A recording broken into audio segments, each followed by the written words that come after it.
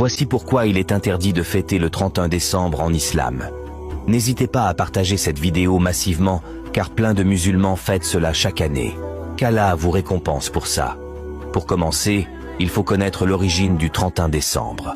D'une petite recherche Google, on découvre que le réveillon du Nouvel An, également appelé réveillon de la Saint-Sylvestre, tient ses origines de l'époque de Jules César. Les Romains très croyants établirent le premier jour de l'année au 1er janvier, journée alors consacrée au dieu Janus, celui à qui le mois de janvier doit son nom, qui est le dieu des transitions, des commencements mais aussi des fins. Une divinité à deux visages, l'un tourné vers le passé, l'autre vers l'avenir, à célébrer pour démarrer l'année sous les meilleurs auspices, ou essayer de le faire. Ici, on voit clairement que cela est en contradiction avec l'islam, car nous avons un seul Dieu, et c'est Allah Azawajal. Cela est donc le pire des péchés en islam, le shirk.